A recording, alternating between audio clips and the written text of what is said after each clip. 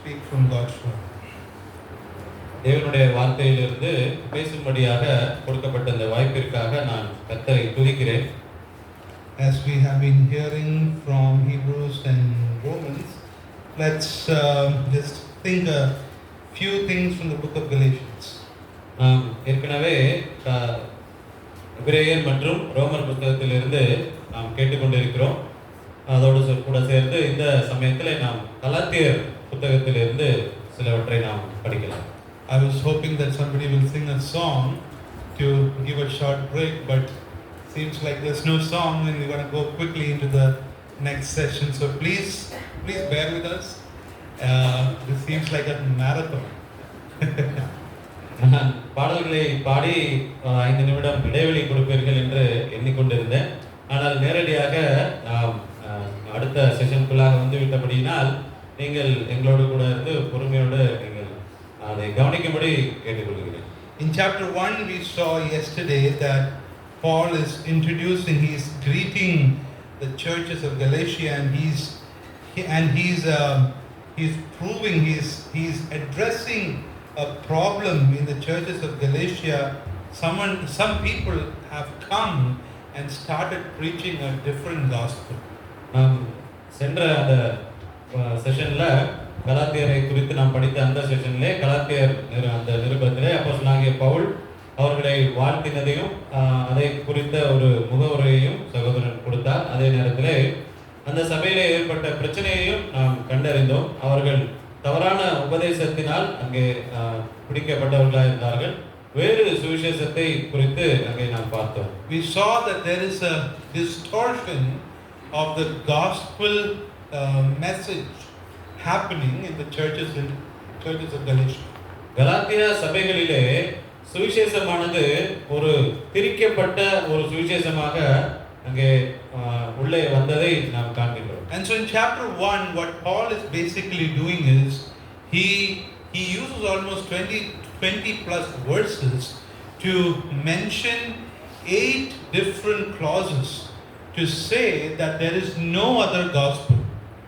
முதலாம் அதிகாரத்திலே நாம் அப்போஸ்தலனாகிய பவுல் கிட்டத்தட்ட 20 வசனங்களை அவர் பயன்படுத்தி அதிலே 8 நியாயங்களை முன்வைத்து வேறொரு சுவிசேஷம் இல்லை என்பதை அவர் கூறினார். And so we went from bottom to up to see how Paul is explaining how was he called into ministry, how the gospel was given to him, and how all of that helps him to be rooted in the gospel and makes him to come to a place where he sees that there is a serious problem happening in these churches and to address it. அந்த அதிகாரத்திலே அவர் தான் எப்படி அப்போஸ்தலனாக அழைக்கப்பட்டார், அந்த சுவிசேஷமானது யாரிடத்திலிருந்து அவர் பெற்றுக்கொண்டார், அந்த காரியங்களை அவர் அங்கே அறிவித்து அந்த சூழ்நிலையில் கலாத்தியா சபைகளிலே ஏற்பட்ட அந்த பிரச்சனை எப்படிப்பட்ட ஒரு பாதிப்பை கொடுக்கிற ஒரு பிரச்சனையாக இருக்கிறது என்று அந்த பிரச்சனைக்கு சரியான ஒரு தீர்வை அவர் கொடுத்ததை நாம் முதலாம் அதிகாரத்திலே நாம் சிந்தித்தோம். So what Paul is actually doing is he gives us a peek into the process of his transformation, of his calling into ministry, and how all of that happened. And he says in verse 6, I am amazed that you are so quickly going for a different gospel. அவர் தான் எப்படி தேர்ந்தெடுக்கப்பட்டார், தான் எப்படி சுவிசேஷத்தை பெற்றுக்கொண்டார், அதை அவர்களுக்கு எப்படி அறிவித்தார் என்பதெல்லாம் அவர் சொல்லுகிறார். அந்த சுவிசேஷமானது எப்படி அறிவிக்கப்பட்டது என்பதையும் அவர் சொல்லி, ஆனால் அந்த சுவிசேஷத்திலிருந்து இவ்வளவு சீக்கிரமாக நீங்கள் எப்படி பின் சென்றீர்கள், அல்லது வேறு ஒன்றை நீங்கள் எப்படி நீங்கள் வேறு ஒன்றிற்கு மாறுகிறீர்கள் என்பதை அவர் ஆச்சரியத்துடன் அங்கே அவர் கேட்கின்றார். And so as we saw in the first chapter about this topic, about there's no other gospel, in chapter 2 Paul is explaining, he's talking about justification by faith, or in other words he's talking about a very important doctrine called the sufficiency of Christ. முதலாம் அதிகாரத்திலே வேறொரு சுவிசேஷம் இல்லை என்று பவுல் அங்கே 8 வாதங்களை வைத்து நாம் அதை கீழிருந்து மேலாக நாம் அதை தியானித்தோம். இந்த 2ஆம் அதிகாரத்திற்கு வருகிற பொழுது பவுல் இங்கே இந்த அதிகாரத்தினுடைய ஒரு முக்கிய கருத்தாக விசுவாசத்தினாலே நீதிமான் பிழைப்பான் என்கின்ற ஒன்றை பற்றி அவர் அங்கே கூறுகிறார். And so we have been looking at this theme, the just shall live by faith. But it's important for us to define that term justification. நாம் இந்த தலைப்பு, நம்முடைய முகாமினுடைய தலைப்பு விசுவாசத்தினாலே நீதிமான் பிழைப்பான் என்கின்றதாகும். அதே நேரத்திலே நீதிமானாக்கப்படுதல் என்றால் என்ன என்பதை நாம் புரிந்து கொள்வது மிகவும் அவசியமாகும். Now brother Pramod has been taking us through Romans in a very amazing way, and we have been looking at it in quite a bit of detail, and from Habakkuk we saw it from Hebrews, but I'm just going to give a basic definition for what is justification. விசுவாசத்தினாலே நீதிமானாக்கப்படுதல் என்கின்ற இந்த தலைப்பை குறித்து ரோமர் புத்தகத்திலிருந்தும் எபிரேயர் புத்தகத்திலிருந்தும் ஆபகுக் புத்தகத்திலிருந்தும் நாம் சிலவற்றை படித்தோம். சகோதரர்கள் பிரமோத் மற்றும் பிற சகோதரர்கள் அதிலே அதை எடுத்தார்கள், உதவி செய்தார்கள். ஆனால் இந்த ஒரு நேரத்திலே நாம் இந்த 2ஆம் அதிகாரத்தில், கலாத்தியர் 2ஆம் அதிகாரத்திலே பவுல் அங்கே விசுவாசத்தினாலே நீதிமானாக்கப்படுதலை குறித்து என்ன அவர் சொல்லுகிறார் என்பதை நான் கூற விரும்புகிறேன். Now we can't make up our own definition. We can, after consulting scripture, we can do that, but it's always safe to go to where scholars have already defined it. நாம் ஒரு முடிவுக்கு நீதிமானாக்கப்படுதல் என்றால் என்ன என்ற ஒரு முடிவுக்கு நாம் வர முடியாது. அதே நேரத்திலே நாம் அப்படி நீதிமானாக்கப்படுதல் என்ன என்பதை குறித்த ஒரு ஆய்விற்குள்ளாக செல்லலாம். இறுதியிலே நாம் வேத ஆசிரியர்கள் அவர்களுடைய ஒரு முடிவுரையை நாம் சிந்திக்கலாம். So first I'm going to take a definition from the Westminster Shorter Catechism. Okay, the Westminster Shorter Catechism. You don't have to translate the mistake.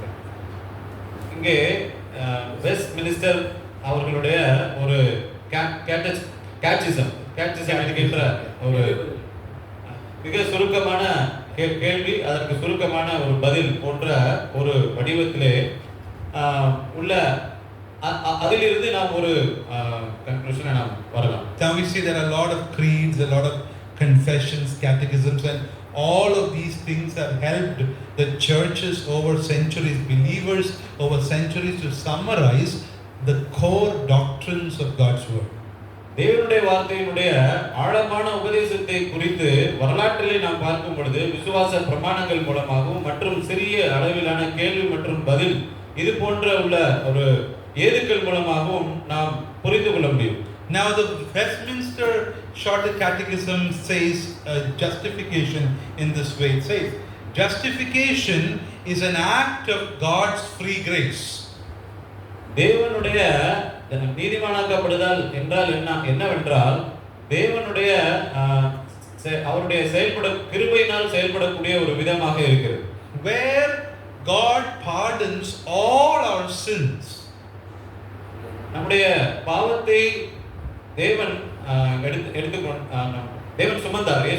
சுமந்தார் And he accepts us as righteous in his sight. அவருடைய பார்வையிலே நம்மை நீதிமான்கள் ஆக்கினார். Only for the righteousness of Christ to be imputed or to be given to us.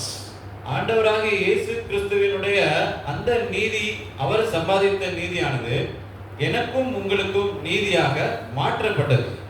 And this is received by faith alone. இந்த மாற்றப்பட்ட நீதியை நீங்களும் நானும் விசுவாசத்தினாலே பெற்றுக்கொண்டோம். So again, justification is an act of God's free grace.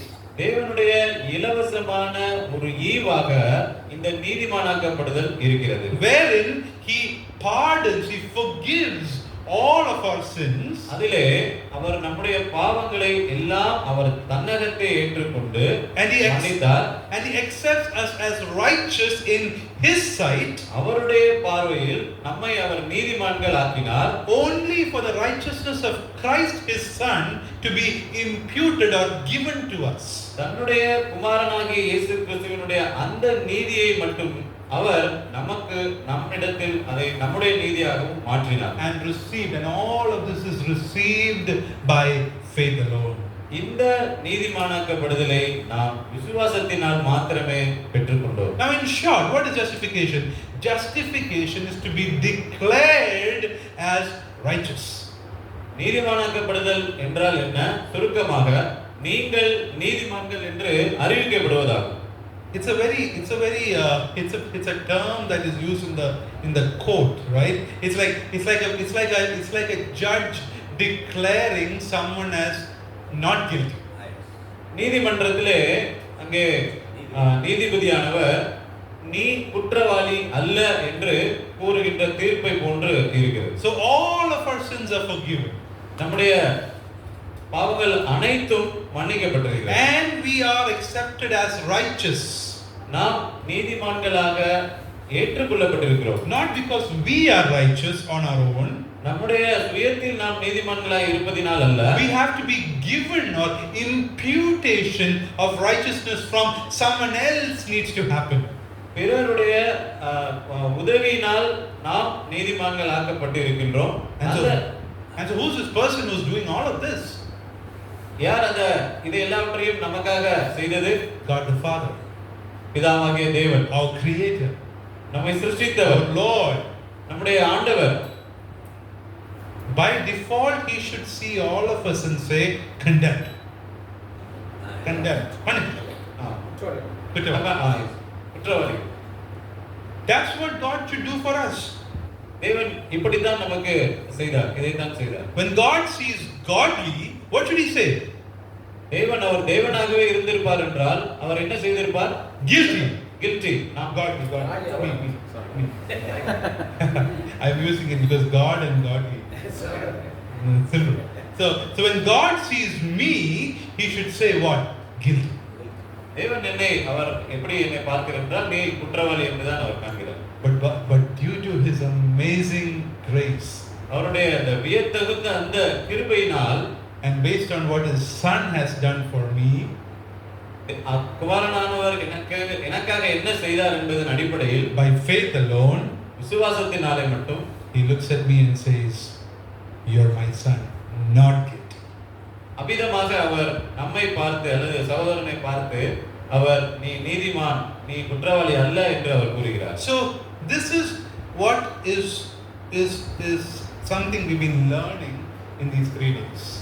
இந்த ஒரு நீதிமானாக்கப்படுவதை குறித்து தான் நாம் சில 3 நாட்களாக நாம் தியானித்து வருகிறோம்.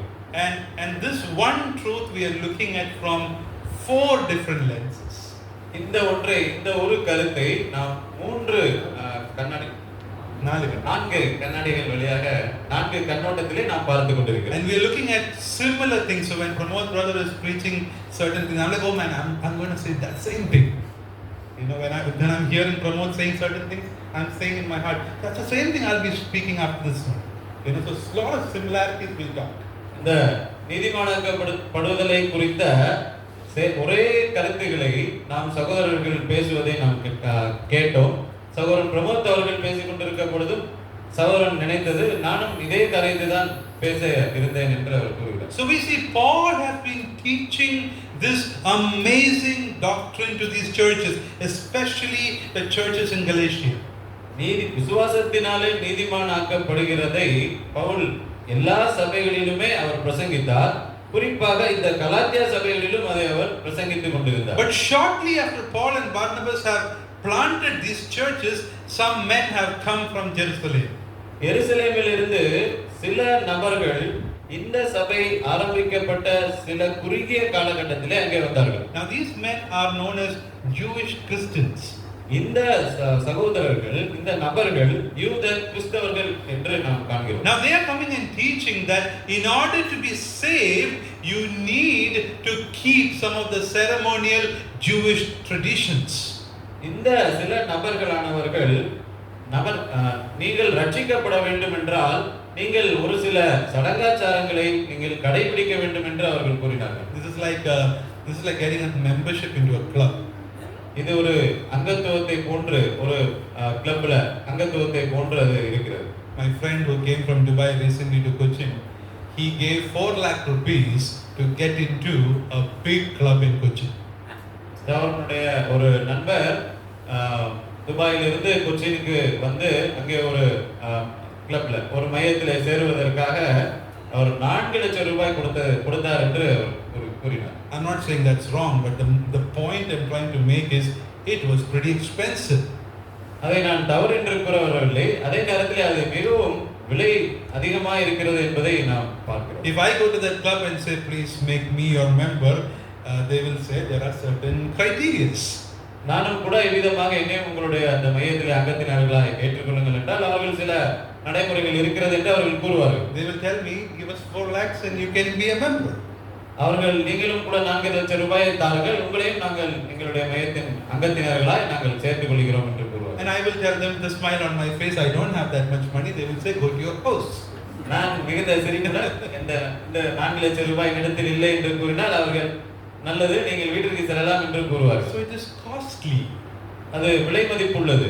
Similarly, these Jewish Christians are doing something quite similar. They're saying that to be a Christian, you need to do certain things. நீங்கள் கிறிஸ்தவர்களாக இருக்க வேண்டும் என்றால் நீங்கள் ஒரு சில சடங்காச்சாரங்களை செய்ய வேண்டும் என்று இந்த நபர்கள் கூறுகிறார்கள். So in this chapter, we see Paul is responding to 3 kinds of falsehoods or false teachings. இந்த 2ஆம் அதிகாரத்திலே பவுலானவர் 3 தவறான உபதேசங்களை இங்கே அவர் விளக்கி கூறுகிறார். Number 1, these guys are saying that Paul was wrong. இந்த நபர்கள் எருசலேமில் இருந்து கலாத்தியா சபைகளுக்கு வந்த இந்த நபர்கள் அவர்கள் முதலாவது சொல்லுகிற ஒரு தவறான காரியம் என்னவென்றால் பவுல் சரியானவர் அல்ல என்று கூறுகிறார். Number 2, they're trying to say that Paul is not in unity with the lead apostles or the pillars of the church. இரண்டாவதாக பவுலானவர் பேதுரு, யோவான், யாக்கோபு என்று சபைக்கு தூண்களாக எண்ணப்படுகிறவர்களோடு அவர் இணக்கமானவராக இல்லை என்று கூறுகிறார். And thirdly, they're saying that if you follow Paul's doctrine, this teaching about justification of faith, it will lead to some dangerous consequences. அவர்கள் மூன்றாவதாக பவுலானவர் பிரசங்கிக்கக்கூடிய விசுவாசத்தினாலே நீதிமான் பிழைப்பான் என்கின்ற இந்த பிரசங்கமானது முடிவிலே உங்களை ஆபத்திற்கு நேராக நடத்தி செல்லும் என்று அவர்கள் கூறுகிறார். And surely all of this will cause confusion among God's people. இந்த 3 காரியங்களும் அங்கே அந்த சபையிலே உள்ளவர்களுக்கு மட்டுமல்ல இன்றைக்கும் கூட நாம் பார்க்கும் பொழுது நிச்சயமாக குழப்பங்களை ஏற்படுத்தக்கூடியதாக இருக்கிறது. So Paul is trying to defend this doctrine. First of all, he said there is no other gospel. Now in chapter 2, he is explaining what is this doctrine of justification by faith. இந்த தவறுகளை எல்லாம் அவர் சரி செய்ய விரும்புகிறார். அதில் முதலாவதாக வேறொரு சுவிசேஷம் இல்லை என்று அவர் கூறினார். 2ஆம் அதிகாரத்திலே விசுவாசத்தினாலே நீதிமான் பிழைப்பான் அல்லது விசுவாசத்தினாலே நீதிமான் ஆக்கப்படுகிறோம் என்பதை அவர் அங்கே கூறுகிறார். So the first thing we will see, what is justification by faith alone, we see in verses 1 to 10. விசுவாசத்தினாலே நீதிமான் ஆக்கப்படுதல் என்ன என்பதை குறித்து நாம் 2ஆம் அதிகாரம் 1 10 வசனங்கள் வரை நாம் பார்க்கலாம். In those verses we will see that justification by faith alone is the universal Christian doctrine. உலகம் அனைத்திற்குமே ஒரே ஒரு சத்தியம் தான் இருக்கிறது. விசுவாசத்தினால் தான் நீதிமான் ஆக்கப்பட முடியும் என்கின்ற காரியத்தை நாம் பார்க்கிறோம். Now when we come from verse 1 onwards, Paul says, then after an interval of 14 years I went up again to Jerusalem with Barnabas, taking Titus along also. இங்கே 1ஆம் வசனத்தை 2ஆம் அதிகாரம் 1ஆம் வசனத்திலிருந்து நாம் சிந்திக்க ஆரம்பிக்கலாம். 1ஆம் வசனம். 14 வருஷம் சென்ற பின்பு நான் தீத்துவை கூட்டிக் கொண்டு பர்னபாவுடனே கூட மறுபடியும் எருசலேமுக்கு போனேன். So they are coming to Jerusalem after an interval of 14 years. This 14 years could be from the time Paul was converted, including those 3 years that he spent in Arabia. பவுலானவர் தமஸ்கு போகிற வழியிலே இயேசு கிறிஸ்துவை அவர் சந்தித்ததற்கு பின்பாக அவர் அரேபியா தேசத்திலே 3 வருடங்கள் கழித்ததையும் சேர்த்து 14 வருடங்களுக்கு பின்பாய் இப்பொழுது எருசலேமுக்கு வருகிறதை நாம் இங்கே பார்க்கிறோம். So he says that in verse 2, it was because of a revelation that I went up. So he receives a revelation and he says that I submitted to them the gospel which I preach among the Gentiles, but I did so in private to those who were of reputation, for fear that somehow I might be running or had run in vain. So in other words, Paul is trying to see whether the gospel that he is preaching is in unity with what the other apostles are preaching in Jerusalem.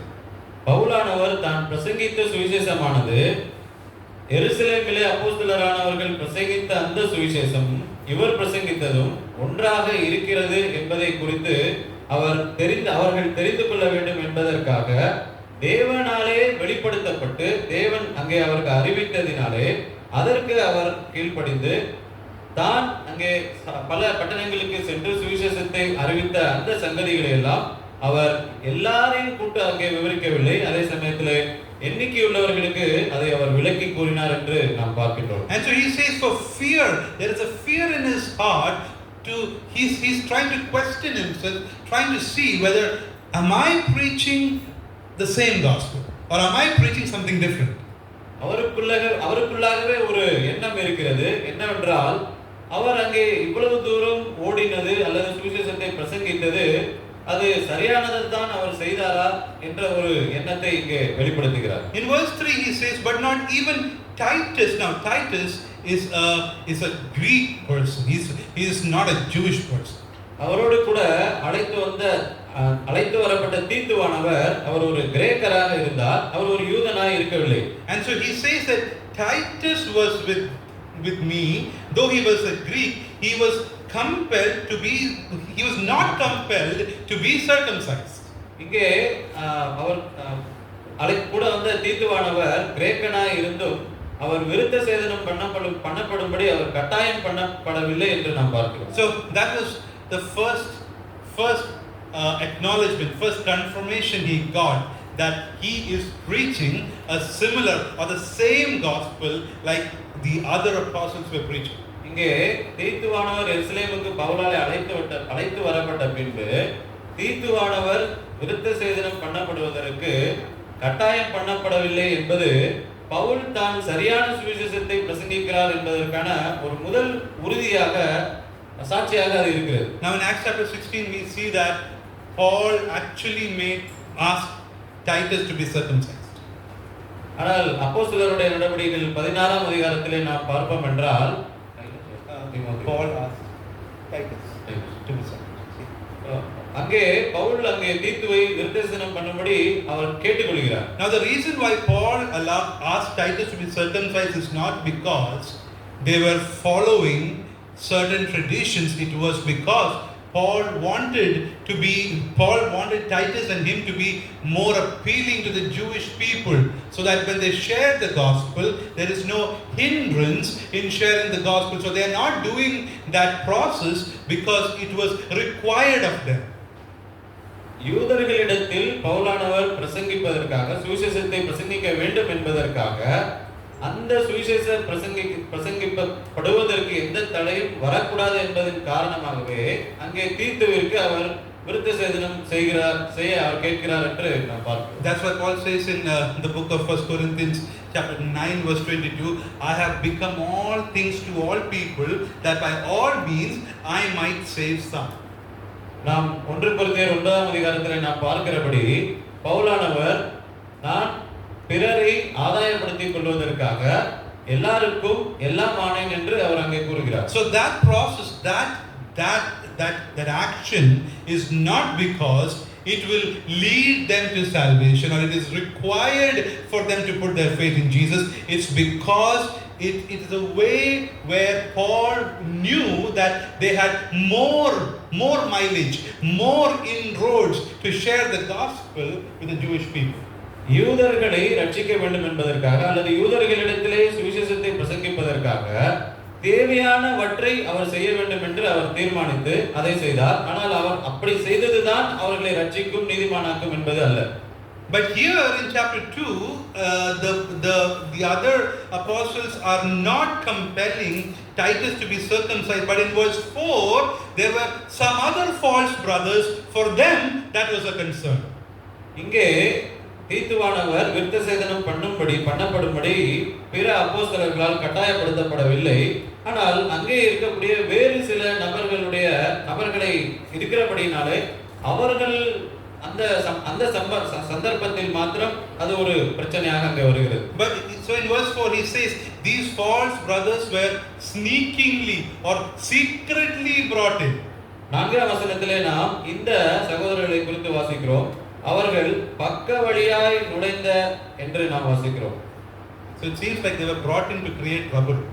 அவர்கள் அங்கே பிரச்சனையை உருவாக்கும்படி வருகிறார்கள். And so Paul says they came in to spy on our freedom which we have in Christ Jesus in order to enslave us, or in other words, we are already free in Christ Jesus. These guys have come in to make us slaves to the law.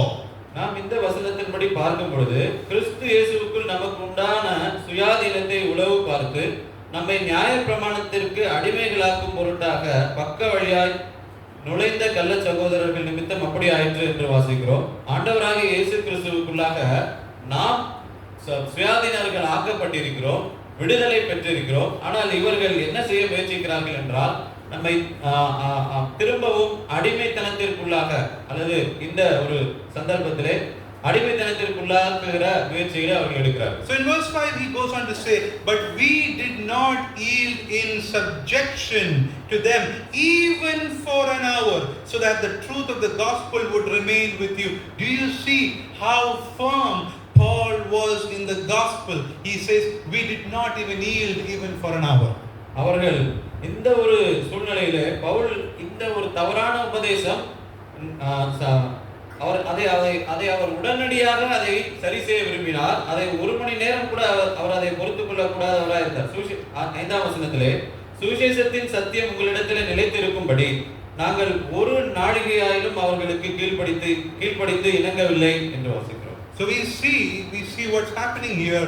Paul in chapter 1 had just said that I'm not going to please man, and in chapter 2 he is showing what that looks like. He is saying even for an hour we did not subject to what they were saying.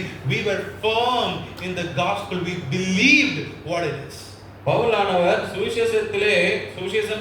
சுவிசேஷம் என்றால் என்ன என்பதை குறித்து சரியான தீர்மானம் உடையவராகவும் அதிலே உறுதி உடையவராகவும் இருந்தபடினாலே 1ஆம் அதிகாரத்தில் நாம் வாசித்தது போல பவுலை குறித்து அவர் மனுஷரை பிரியப்படுத்தவில்லை. ஆகவே அவர் ஒரு மணி நேரம் கூட அதை பொறுத்துக் கொள்ள கூடாதவராக அவர் இருந்து அதை அங்கே அவர் எதிர்க்கிறவராக இருந்தார். Now the question to ask is, why was Paul so stubborn here? Why is he so adamant to not fall into that pressure? ஏன் இங்கே பவுலானவர் மிகவும் ஒரு விடாப்பிடியாக இந்த இடத்திலே நிற்கிறார்? We saw in Acts chapter 16 that we see that account where it's not Titus, it is Timothy. You're right, brother. Preachers also make mistakes. Okay, so we see in Acts chapter 16 that Timothy was circumcised, and in 1 Corinthians chapter 9 we see he says, I have become all things to everyone. Why is he so adamant here? So அப்போஸ்தலர் 16ஆம் அதிகாரத்திலே தீமோத்தேயுவிற்கு அவர் விருத்த சேதனம் செய்தார். கொரிந்தியர் 1ஆம் அதிகாரத்திலே அவர் எல்லாருக்கும் நான் எல்லாம் ஆனேன் என்று அவர் கூறுகிறார். ஆனால் இந்த இடத்திலே வரும்பொழுது அவர் ஏன் இப்பொழுது விடாப்பிடியானவராக அங்கே இருக்கிறார்? ஏன் ஒரு மணி நேரம் கூட நான் அதை அனுமதிக்கவில்லை என்று கூறுகிறார்? He says at the end of verse 5 to preserve the truth of the gospel.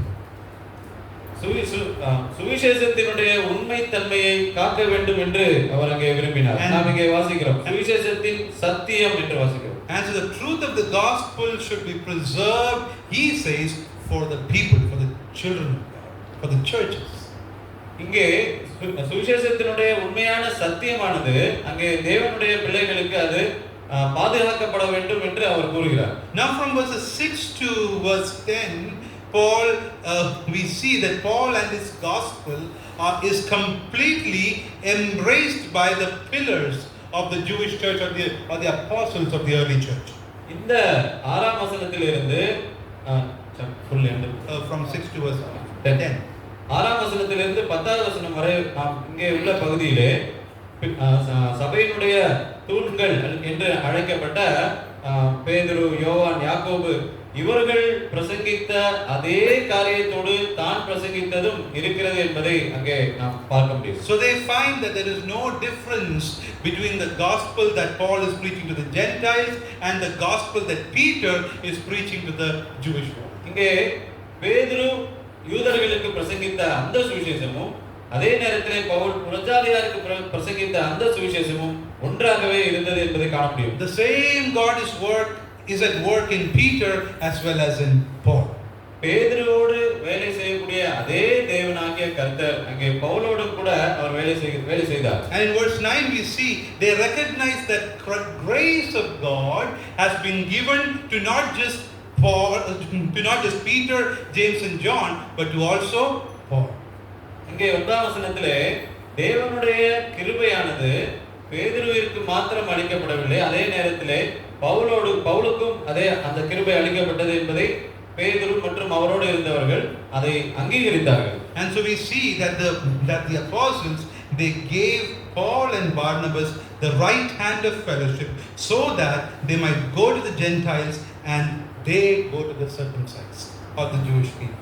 இவ்விதமாக பவுலுக்கு கிருபை அளிக்கப்பட்டதை பேதுரு மற்றும் அப்போஸ்தலர்கள் அவர்கள் அங்கீகரித்து அந்த அங்கீகரித்ததற்கு பின்பாக ஐக்கியத்தின் அடையாளமாக அவர்கள் பவுலுக்கும் பர்னபாவுக்கும் வலது கை கொடுத்தார்கள்.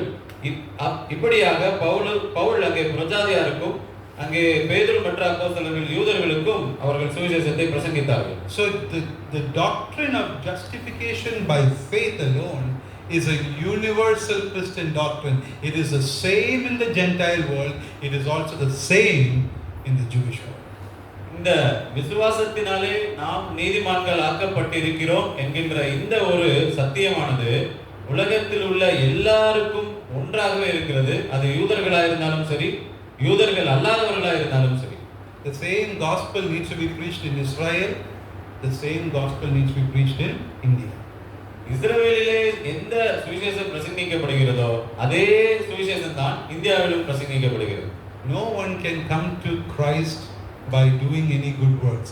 We have to be saved by grace alone, by faith alone. நாம் ரட்சிக்கப்படுவதற்கு அல்லது ஆண்டவராகிய இயேசு கிறிஸ்துவினிடத்திலே வருவதற்கு நாம் எந்த கிரியையும் செய்ய தேவையில்லை. நாம் விசுவாசத்தினாலும் தேவனுடைய கிருபையினாலும் மாத்திரமே அவரிடத்தில் வர முடியும். This was needed for Paul to do because there were these people who had sneaked in. Paul says they were brought in to disturb the church, to distort the gospel. That's why Paul had to do this, and he had to show that this doctrine is the same all across the board.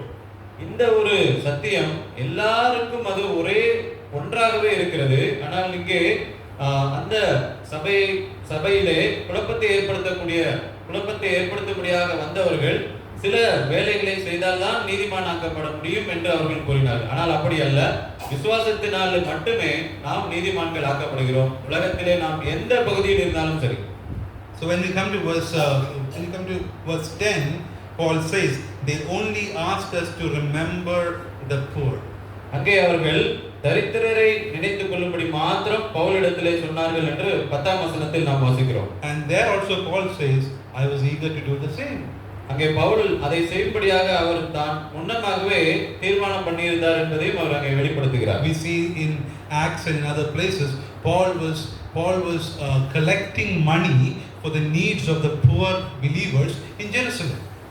எருசலேமில் இருக்கக்கூடிய வறுமை அடைந்த விசுவாசிகளுக்கு உதவி செய்யும்படியாக பவுல் தான் சென்ற இடங்களில் இருந்த அந்த சபையார் இடத்திலே அவர்களுக்கென்று சில தர்ம பணத்தை அவர் சேகரித்து அங்கே எருசலேமிற்கு கொண்டு வந்தார் என்று நாம் பார்க்கிறோம். So in every sense it is universal.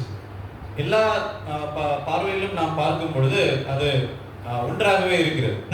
Now that brings us to the second point that we see from verses 11 to verses 14.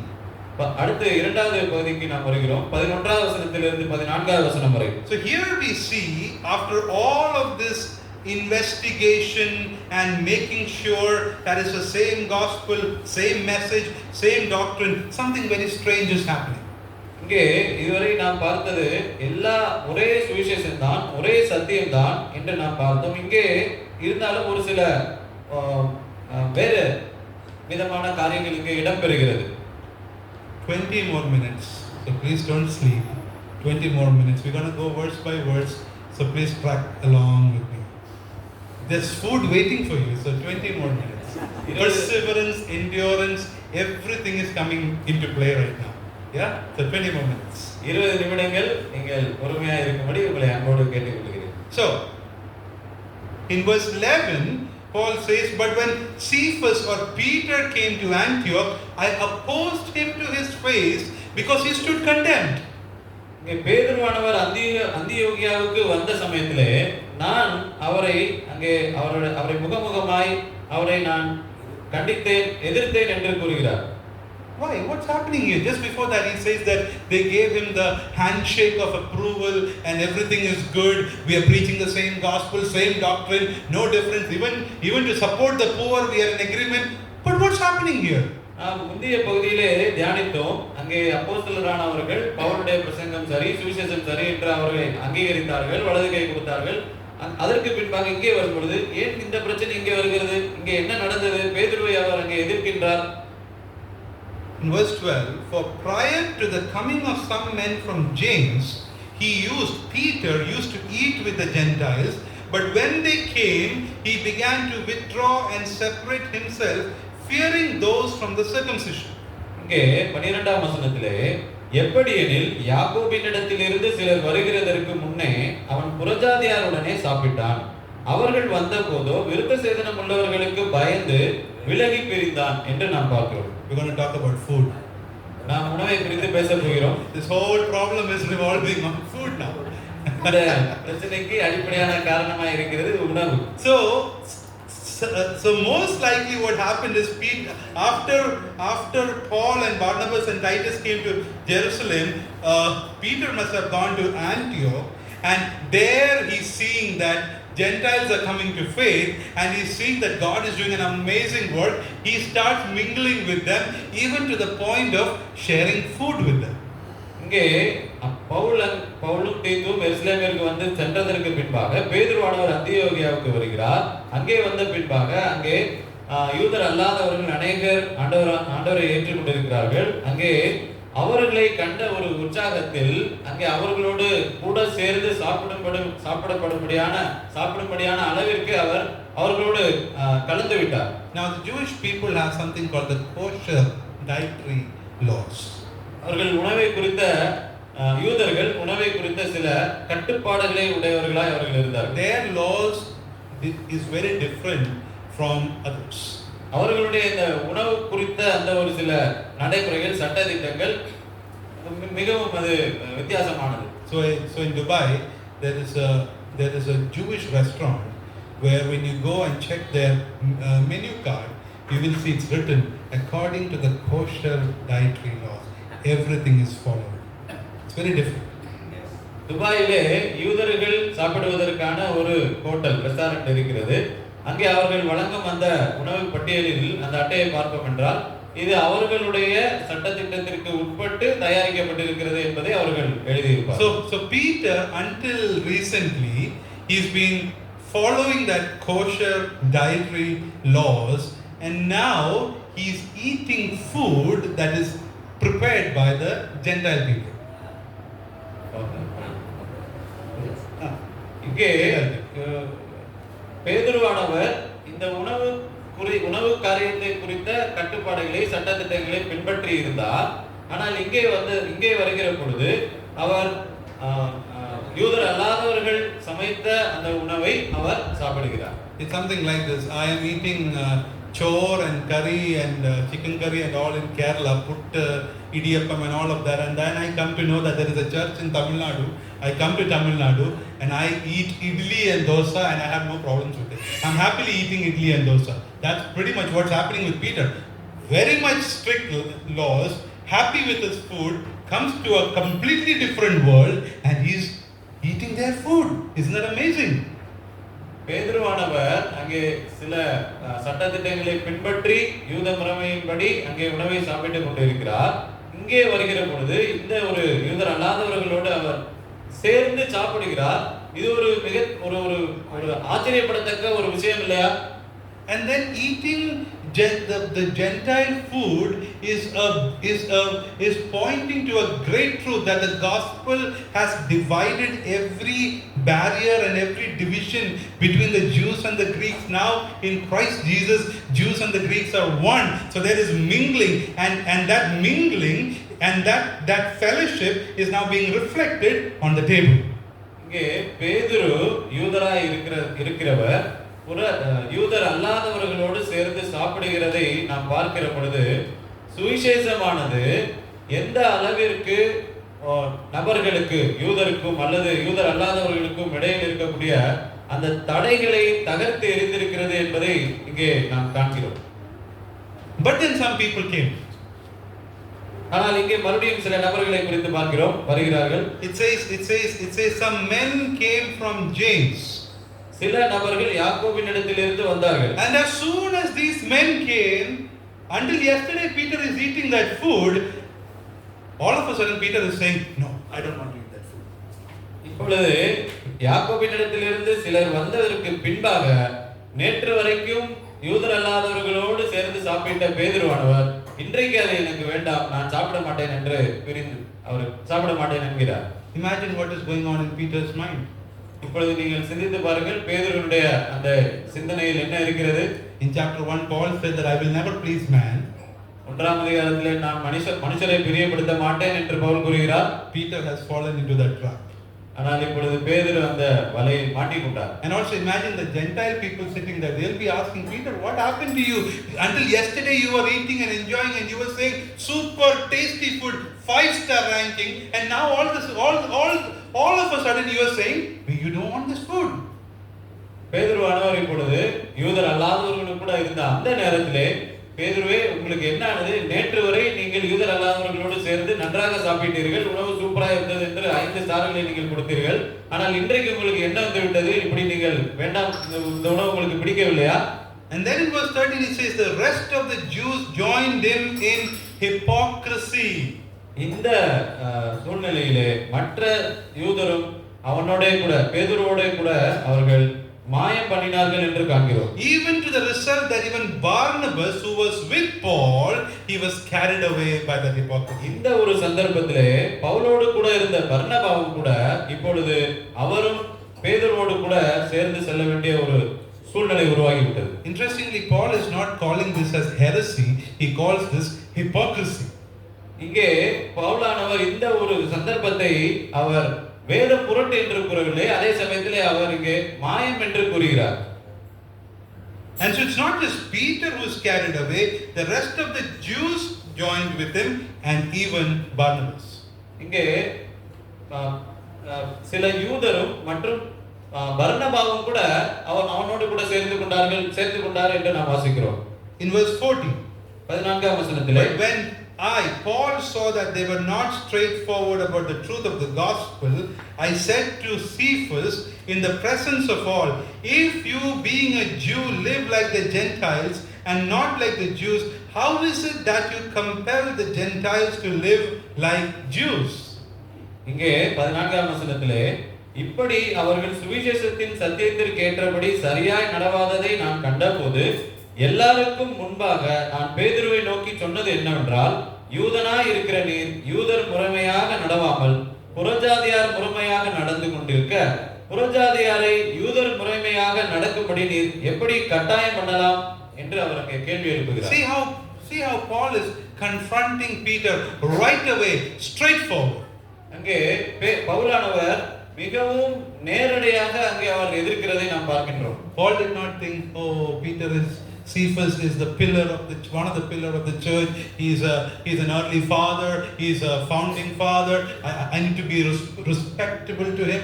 He didn't do that. He went straight forward to confront him. அங்கே பவுலானவர் இப்படியாக நினைக்கவில்லை. பேதுரு ஒரு பெரிய ஒரு முதலாவது அந்த 12 அப்போஸ்தலர்களுக்கு தலைவனானவராய் இருக்கிறார், அவர் மிகவும் அவருக்கு மதிப்பளிக்க வேண்டும் என்றெல்லாம் அவர் நினைக்கவில்லை. ஆனால் அவர் இந்த சத்தியத்தின்படி நடக்காததினாலே நேரடியாக அவரை அங்கே அவர் எதிர்த்தார் என்று பார்க்கிறோம். In verse 14, it says that Paul straightforward talked about the truth of the gospel. அங்கே மிகவும் நேரடியாக பவுலானவர் சுவிசேஷத்தின் சத்தியத்தை குறித்து அவர் பேசினார். So with this incident, with this happening, what is at stake, brothers and sisters? It's the truth of the gospel that is being compromised. சுவிசேஷத்தின் சத்தியமானது ஒருபோதும் சமரசம் செய்து கொள்ள முடியாத ஒன்றாக இருக்கிறது. பிரியமான சகோதர சகோதரிகளே, God has broken that middle wall of partition between the Jews and Greeks through what Christ has done, and now one of the pillar of the church is acting in contrary to that message. அங்கே யூதருக்கும் யூதர் அல்லாதவர்களுக்கும் இடையே இருந்த அந்த பகையை நடுச்சுவரை தன்னுடைய சுவிசேஷத்தினாலே தேவன் தகர்த்தெறிந்தார். ஆனால் அதற்கு எதிரிடையாக பேதுருவானவர் அங்கே நடந்து கொள்கிறார். So here Paul is asking him the question, why are you acting in a hypocritical manner? Why are you pretending to be something that you are not? இங்கே பவுல் பேதுருவின் இடத்திலே கேட்கிறார், ஏன் இப்படி நீங்கள் மாயம் செய்கிறீர்கள் என்று கேட்கிறார். So Paul's question would be this: do you believe in the message of the gospel? சுவிசேஷத்தினுடைய அந்த சத்தியத்தை நீங்கள் விசுவாசிக்கிறீர்களா என்று அவர் கேட்கிறார். Do you believe that we are justified by faith alone? நீங்கள் நாம் விசுவாசத்தினால் நீதிமானாக்கப்பட்டோம் என்பதை விசுவாசிக்கிறீர்களா என்று Do you believe that Jesus has broken through his death and resurrection, he has broken down the middle wall of partition between Jews and Greeks, and we have been brought together? And why do you act in opposition to it? நீங்கள் ஆண்டவராகிய இயேசு கிறிஸ்து தன்னுடைய மரணத்தினாலும் உயிர்த்தெழுதலினாலும் யூதருக்கும் யூதர் அல்லாதவர்களுக்கும் இடையிலே இருந்த தடைகளை எல்லாம் தகர்த்தெறிந்து விட்டாரே, அதையெல்லாம் நீங்கள் விசுவாசிக்கிறீர்களா? அப்படி என்றால் நீங்கள் ஏன் இப்படி செய்கிறீர்கள் என்று அவரை கேட்கிறார். So he is asking the question, if you being a Jew act like a Gentile, how can you ask the Gentiles to live like Jews? நீங்கள் யூதராய் இருந்து யூதர் முறைமையாய் நடக்கவில்லை, அதே நேரத்திலே நீங்கள் எப்படி மற்ற யூதர் அல்லாதவர்களை யூதர் முறைமையாய் நடக்க நீங்கள் கேட்கிறீர்கள் என்று கேட்கிறார். Isn't this what the false teachers were asking these Gentile Christians to do? Be like the Jews? இந்த விதமாக தான் அங்கே கலாத்தியருடைய வந்த அந்த சகோதரர்கள் நீங்கள் யூதர் முறைமையாக செயல்பட வேண்டும் என்று அவர்கள் கூறுகிறார். Until yesterday you were saying that I can eat Gentile food, and now you are coming and telling them to eat Gentile food or the Jewish food. You are just doing the opposite. So until yesterday Paul was saying that it's okay for Jews to eat Gentile food, and now you guys are asking the Jews to eat Gentiles to eat the Jewish food. இப்ப நேற்று வரைக்கும் நீங்க யூதர் அல்லாதவர்களுடைய உணவை நீங்க சாப்பிடுறீங்க, சரின்னு சொல்றீங்க. ஆனால் இன்றைக்கு நீங்க என்ன சொல்றீங்க? யூதர்களுடைய உணவை சாப்பிடுங்கன்னு எப்படி நீங்க சொல்றீங்க? So in essence what is Paul saying? Pavul சுருக்கமாக இப்படி கூறுவதனுடைய சுருக்கம், Paul is telling Peter, your public life and your private life, your public confession and your private confession has to be the same. பேதுருவானவரே, உங்களுடைய தனிப்பட்ட வாழ்க்கையினுடைய அந்த ஸ்திரத்தன்மை, உங்களுடைய தீர்மானம் உங்களுடைய பொது வெளியிலும் ஒன்றாகவே இருக்க வேண்டும் என்பதை அங்கே கூறுகிறார். Or in other words, your public conduct of life and your private conduct of life has to be aligned with the truth of the gospel. சுவிசேஷத்தின் சத்தியத்திற்கு இணைந்தபடியாக உங்களுடைய தனிப்பட்ட வாழ்க்கையும் உங்களுடைய பொது வாழ்க்கையும் இருக்க வேண்டும் என்று கூறுகிறார். We can't be one person on the inside or on the private and another person on the outside. நாம் நம்முடைய தனிப்பட்ட வாழ்க்கையில் ஒரு விதமாகவும் நம்முடைய பொது வாழ்க்கையில் மற்றொரு விதமாகவும் நாம் இருக்க முடியாது. Isn't that we most of the time end up doing? இப்படிதான் நம்ம Is that what we end up doing most of the time? நான் இப்படிதான் நாம் अनेक நேரங்களிலே செயல்படுகிறோம். We believe something and we preach it and we say it loudly, but our private life is very different than what we preach. நாம் பிரசங்கிக்கிறோம், நாம் விசுவாசிக்கிறதை அங்கே நாம் அருமையாக எடுத்து சொல்கிறோம், பிரசங்கிக்கிறோம். ஆனால் நம்முடைய தனிப்பட்ட வாழ்க்கையிலே அதை நாம் பின்பற்றுவதே இல்லை. So Paul had to confront Peter about this doctrine. இந்த விதமான சத்தியத்தை குறித்து அல்லது இந்த மாய்மாலத்தை குறித்து அங்கே பவுலானவர் பேதுருவை எதிர்த்தார். A lot of courage is required. இப்படி செய்வதற்கு மிகுந்த தைரியம் அவசியமாகும். The recent scholarship has been saying that Paul was very rude and he was foul-mouthed when he was talking like that to Peter. இந்த விதமாக பேதுரு அவரை நேரடியாக பேதுருவை எதிர்த்தது, அது பவுல் அங்கே மிகவும் துணிச்சலானவராக அல்லது அவர் அதிகமாக அவர் பேசுகிறார் என்று கருதுகிறார்கள். But that's not right. ஆனால் அது உண்மை அல்ல. This was not a personal problem for Paul. இது பவுலுடைய தனிப்பட்ட பிரச்சனை அல்ல. This was a much greater problem. இது மிகப்பெரிய ஒரு பிரச்சனையாகும். A much more serious problem. இது மிகவும் பாதிப்பை ஏற்படுத்தக்கூடிய ஒரு பிரச்சனையாகும். This was a gospel issue for Paul. இது சுவிசேஷத்திற்கான ஒரு பிரச்சனையாகும். So the doctrine of justification by faith needs to be defended and it needs to be confronted. விசுவாசத்தினாலே நாம் நீதிமானாக்கப்படுகிறோம் என்கின்ற அந்த சத்தியமானது தற்காக்கப்பட வேண்டும். அதே சமயத்திலே அதை நாம் உறுதியாக பிடித்துக் கொள்ள வேண்டும். The doctrine of justification of faith needs to be demonstrated in how we live our lives. விசுவாசத்தினால் தான் நாம் நீதிமான்கள் ஆகி இருக்கிறோம் என்கின்ற அந்த சத்தியம் நம்முடைய நடைமுறை வாழ்க்கையிலே நாம் அதை சரியாக பிரதிபலிக்கிறவர்களாக இருக்க வேண்டும். We can't say one thing and do the other thing. நாம் ஒரு காரியத்தை சொல்லிவிட்டு வேறொரு காரியத்தை செய்கிறவர்களாக இருக்க கூடாது. We can't preach on the pulpit saying God is love and be angry at our brothers and sisters.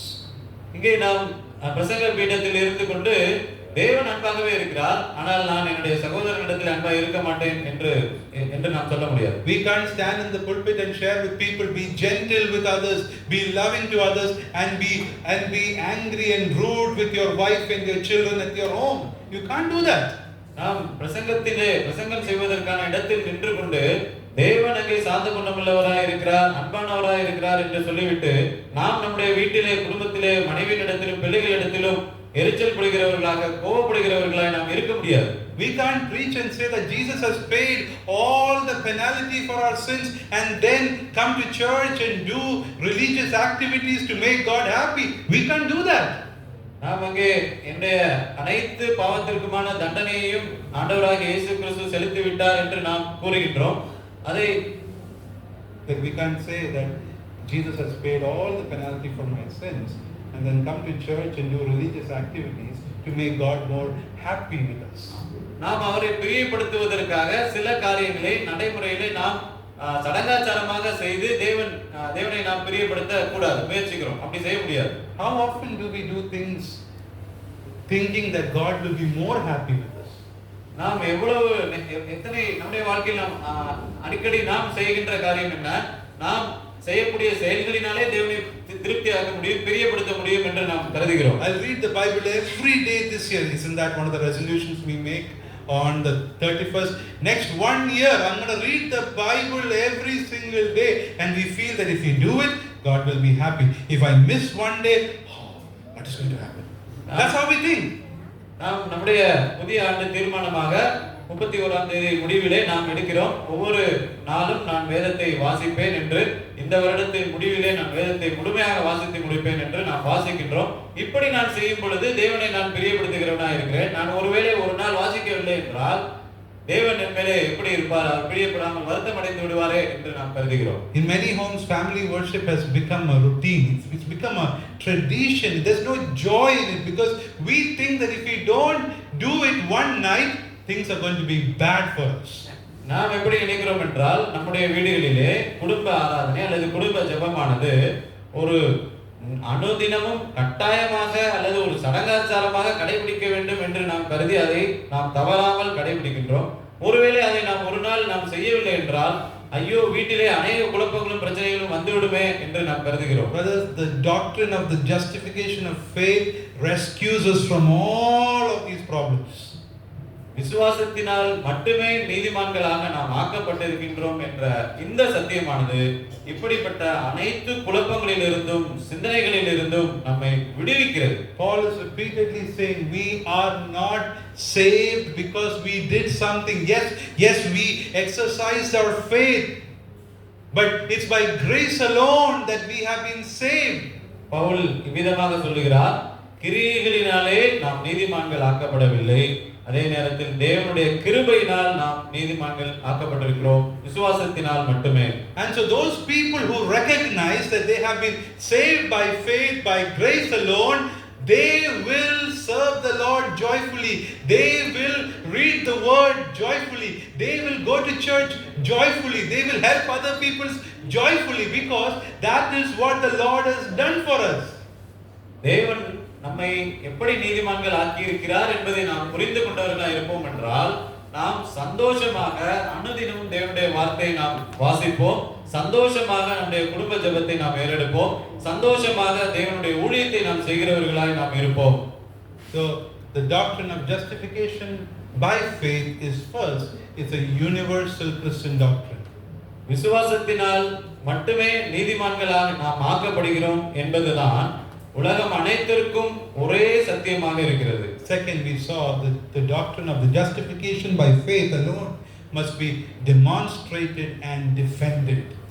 அங்கே விசுவாசத்தினாலே நீதிமான்கள் ஆக்கப்படுகின்றோம் என்கின்ற இந்த சத்தியத்தை நாம் தற்காக்க வேண்டும், அதை நாம் விளங்கச் செய்ய வேண்டும்.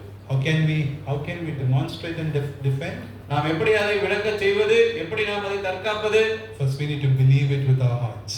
முதலாவதாக நம்முடைய இருதயத்தில் நாம் அதை விசுவாசிக்க வேண்டும். Every day we need to ask the Lord, help me to believe this again. Help me to believe this again, because I am prone to do things that is in contrary to the gospel. விசுவாசத்தினாலே நீதிமான்களாக நாம் ஆகியிருக்கிறோம் என்கின்ற இந்த சத்தியத்தை நாம் சரியாக புரிந்து கொள்வதற்கென்று தேவனிடத்திலே நாம் அனுதினமும் கேட்கிறவர்களாக இருக்க வேண்டும். ஏனென்றால் நாம் விசுவாசத்தினால் நீதிமான்கள் ஆக்கப்பட்டோம் என்பதற்கு எதிராக செயல்படுவதற்கான ஒரு பலவீனம் உடையவர்களாக இருக்கிறோம். So the next two things we will see in the next hour, and we will try to finish chapters 2 and 3. அடுத்த இரண்டு காரியங்களை குறித்து அடுத்த செஷன்ல நாம் சிந்திக்கலாம். So the just shall live by faith. The just shall live. விசுவாசத்தினாலே மாத்திரம் நீதிமான் பிழைப்பான். God's name be glorified. தேவனுடைய நாமம் மகிமை அடைவதாக.